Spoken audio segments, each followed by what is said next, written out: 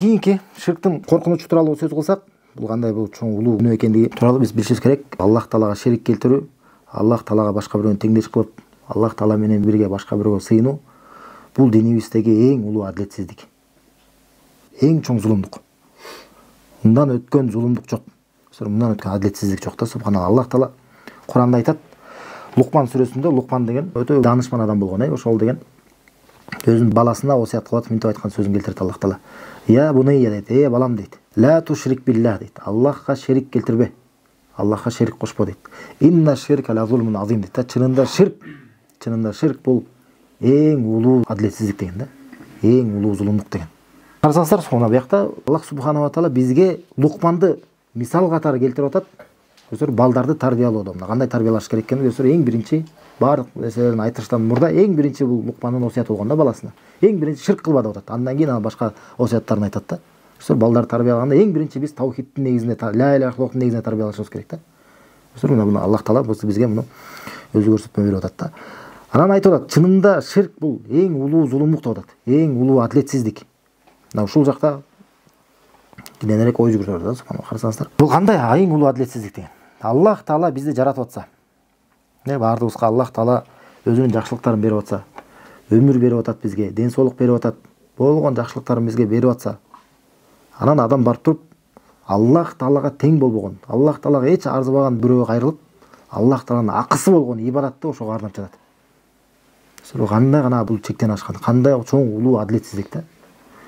Аллах Таалага кайра шүгүр келтирип, ыраазы болуп, Аллахтын акысын өзүнө арнап, Аллахка сыйынгандын ордуна башка бирөөгө эле Аллахтын акысын арнап коюп атат. Ага эч нерсе кылбаган, эч кандай ага жакшылык бербеген, өмүрдү бербеген, нематтарды болгон жакшылыктарды ага бербеген эле башка бирөөгө барып, өзүндөй болгон алыс бирөөгө кайрылып, ошо дубалар менен кайрылып, ага Аллахтын акысын арнап атат. Мисалы элестетсеңер, кайсы бир адам валиллахил масаллу а'ла де, Аллах Таала бардык мисалдардан бийик. Мисалы, бир ата-эне бир баласын кичинекей кезинен баштап, аны бапестеп, аны өстүрүп, аны тарбиялап, чоңойтуп, эч нерседен кем кылбай, мынтип өстүрүп чоңоюп келатат, Доктурга бара калып, кандай гана ушинтип ата-эне баласын өстүрөт. Аябай аны карап турабы, өзүнөн дагы аны артык көрүп, мен оорусам да балам оорубасын дегендей кылып турабы. Ушундай кылып аябай гана ага ушул баласын ушинтип өстүрүп атса, элестетсеңер, бир ата-эне. Анан кийин чоңоюп ошол бала, кийин анан күчкө жетип, өсүп чоңойгондон кийин анан үйлөндү деп коелу мына. Анан бир чоң той кылып атат. Элдин баары келип, баары тең чогулуп турса, анан башка бир кошунасын бирөөнү эле келип, элдин баарысынын көзүнө чыгып алып айтып атат. Мына ушул мени кичинекей кезимден бери мени тарбиялап өстүргөн, мени эч нерседен кем кылбаган, мына ушул байкеге рахмат. Мен ыраазычылык билдирем. Ушундай мени эч нерседен кем кылган жок деп эле башка бирөөнү айтып атат. Ата-энени абал кандай болот да? Мына көрсөңөр, ушул зулумдукпу? Ушул адилетсиздикпи? Көрсөңөр, Аллах Таалага болгон адилетсиздик мындан да чоң да. Мындан дагы улуу. Элестетсеңер, биз жок элек да. Биз жок элек, бизди жоктун бар кылып Аллах Таала жаратып атат. Бизди мусулман кылып коюп атат. Болгон жакшылыктарын бизге берип атат. Көрсөңөр, ушундай кылып атса, болгон нематтарын берип атса, адам барып туруп, пенде барып не кылып атат? Аллахтан башка бирөөгө сыйынат. Аллахтан башка бирөөгө дуа кылат. Аллахтын акысын башка бирөөгө арнайт. Көрсөңөр, ошондуктан бул эң улуу адилетсиздик болот да. Анан эң улуу адилетсиздик жана ширк кылган адамдар ушул эң улуу адилетсиздикке түшкөндүктөн булар тууралуу мынтип айтылат да, булар чыныгы Аллахтын кадырын билишпеди деп айтылат. Жанагы бала тууралуу айтабыз да. Ата-энесинин кадырын билбеди деп айтат туурабы? Ата-энесинин кадырын баркым билген жок. Ата-энеге ыраазычылык билдирген жок туурабы? Ошондой эле Аллах Тааланын өзүнө сыйынбаган адам, жалгыз өзүнө эле сыйынып ширк келтирген адам, бул айтылат, чыныгы Аллах Тааланын кадырын билбеди. Аллах Тааланы чыныгы таанып билген жок. Аллах Таала ким экен? Аллах Таала Куранда айтат: "Я юханнас дуриба масалун фастами'у ла" дейт. Эй адамдар, мисал келтирилип атат дейт. Буга кунт коюп уккыла дейт. "Инналлазина тад'уна мин дуниллахи лан яхлуqu зубан ва ла ижтамау ла" дейт. Чынында силер Аллахтан башкага сыйынып атканыңар, алар бир чымынды дагы жарата алышпайт дейт.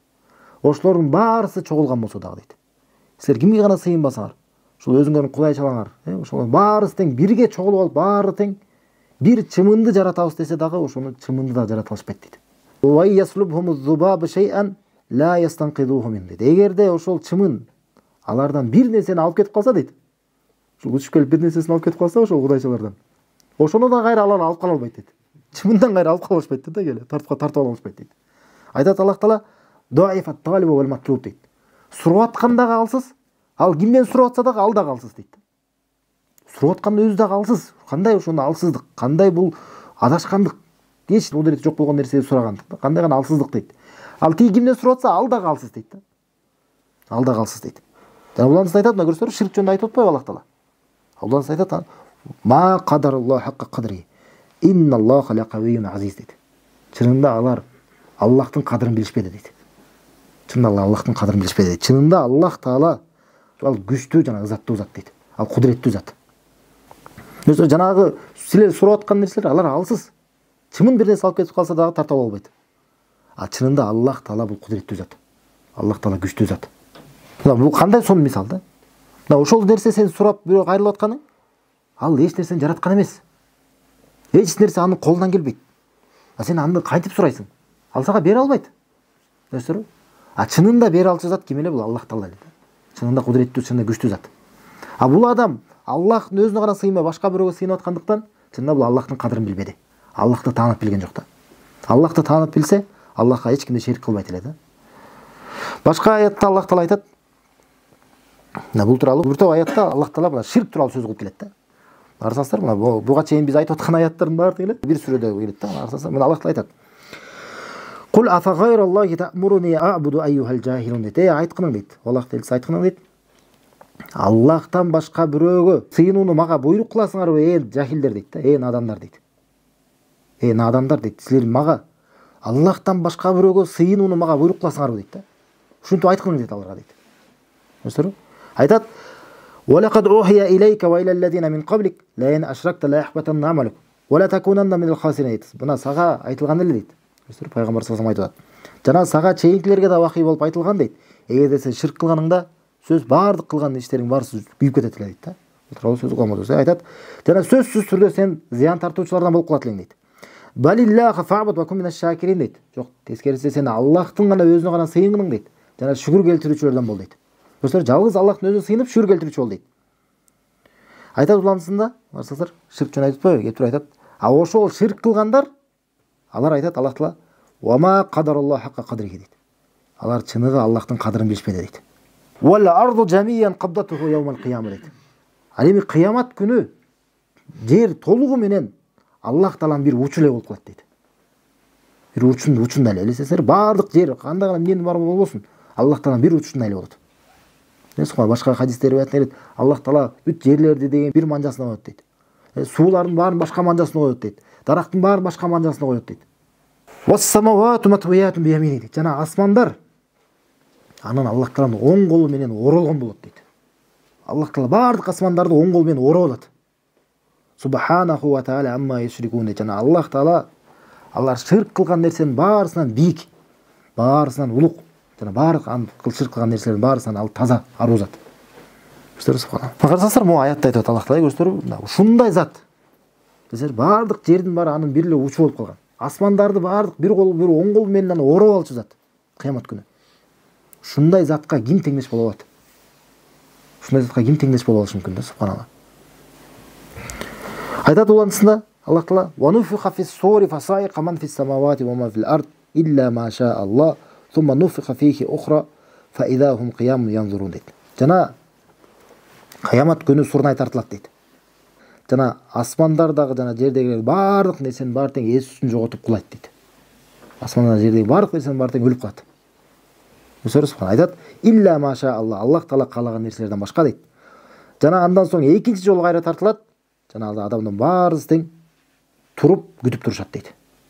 Кайра турушат жана күтүп турушат дейт да, субханалла. Эми бул кыямат жөнүндө айтып атпайбы? Көрсөңөр, ширк жөнүндө айтып келип туруп Аллах Таала кайра Аллах кыямат жөнүндө эскерип алат да. Эмнеге? Ошо кыямат келгенге чейин биз ойлонуп ошо ширктен алыс болуп калышыбыз керек да. Демек, эмнени түшүндүк? Демек, Аллахтан башка бирөөгө сыйынуу бул Аллах Таалага карата болгон зулумдук. Аллах Таалага карата болгон адилетсиздик. Эң улуу зулумдук. Жана Аллах Тааланын кадырын билбегендик. Аллаху халиқу кулли шайин ва хува ала кулли шайин вакил. Лаху мақалидус самавати вал ард. والذين كفروا بآيات الله أولئك هم الخاسرون قل أفغير الله تأمروني أعبد أيها الجاهلون ولقد أوحي إليك وإلى الذين من قبلك